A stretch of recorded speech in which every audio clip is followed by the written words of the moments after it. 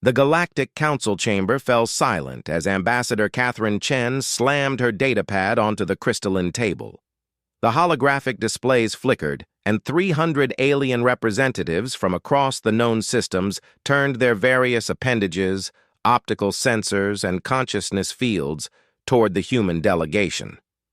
"With all due respect, Council members," Catherine said, her voice carrying the dangerous calm that every species had learned to recognize in humans. "We've been asking for assistance with the Void Wraith incursion for 6 standard months. 6 months of committee meetings, subcommittee reviews, and impact assessments while our outer colonies burn. High Chancellor Vexthar, a towering Zentari with iridescent scales, raised one of his 4 arms in what passed for a placating gesture among his kind. Ambassador Chen, you must understand. The protocols require—" "Fine," Catherine interrupted, gathering her materials. "I'll do it myself." The chamber erupted in a cacophony of alarm sounds, chemical releases, and panicked telepathic bursts. Across the galaxy, species who had dealt with humans before knew exactly what those words meant. It was never just one human. It was never just themselves. And it was always, without exception, trouble. 3 weeks later, Captain Scott Morrison sat in the command chair of the Defiant, a ship that shouldn't exist according to 17 different galactic treaties. Around him, his crew worked with the efficient chaos that characterized human military operations.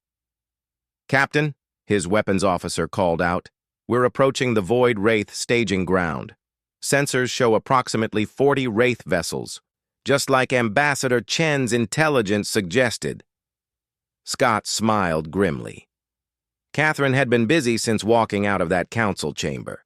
While the Galactic Council debated whether humans had the right to defend their own colonies without proper authorization forms filed in triplicate, she'd been assembling the largest human fleet in history and several non-human volunteers who'd grown tired of bureaucracy. "All ships, this is Morrison. Remember, we're not here to start a war with the Council. We're here to end a war with the Wraith. Stay focused, stay sharp, and let's show them why you don't ignore a human request for help." The Defiant dropped out of FTL, and space erupted with activity. On the bridge of the Zentari observation vessel, Harmonious Contemplation, Commander Ziktar watched in horror as the human fleet materialized.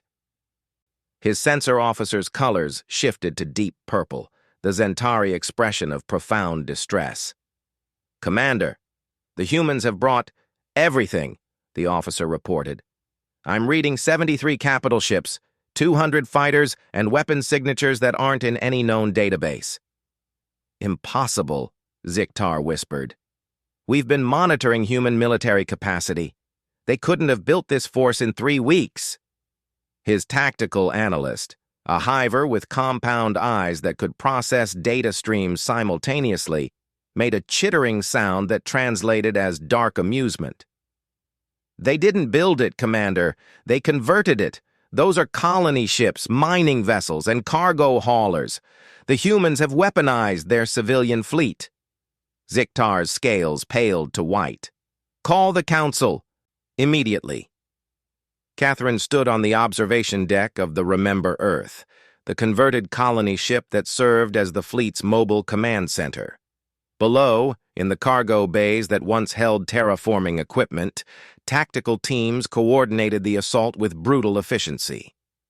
"Ambassador, we're receiving multiple hails from Council vessels in the area," her communications officer reported.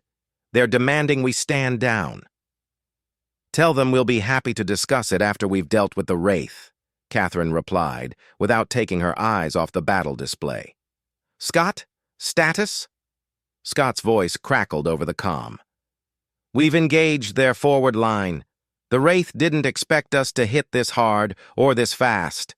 They're trying to regroup, but our fighter wings are already behind their formation." Catherine nodded. This was the thing the galaxy never understood about humans.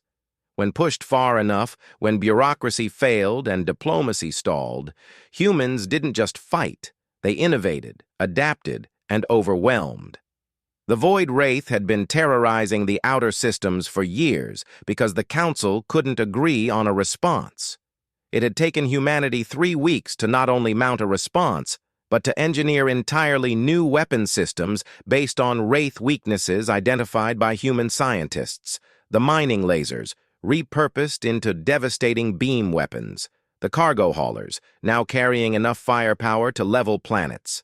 The colony ship's construction drones, reprogrammed into autonomous attack units. When humans said, "Fine, I'll do it myself," they meant it with every fiber of their being. The battle lasted 4 hours. The Void Wraith.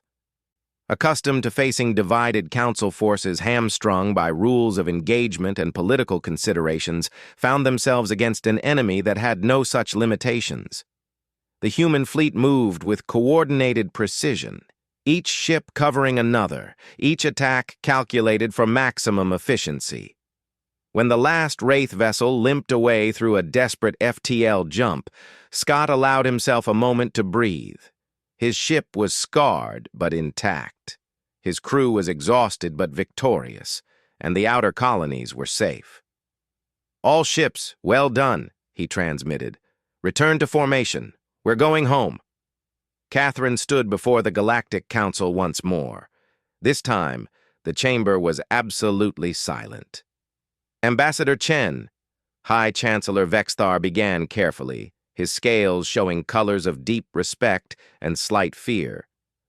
"The Council acknowledges that your independent action has successfully neutralized the Void Wraith threat in Sector 7. "That's wonderful news, Chancellor," Catherine replied pleasantly. "Now, about our formal petition for faster response protocols." She didn't need to finish the sentence. Every being in that chamber had seen what happened when humans were forced to take matters into their own hands. The Council would listen now. They'd listened before when humans solved the Krill Plague, the Astral Pirate Crisis, and the Dimensional Rift problem, all situations the Council had deemed too complex for immediate action. As Catherine presented her carefully prepared proposal for military cooperation reforms, Scott Morgan watched from the observation gallery above.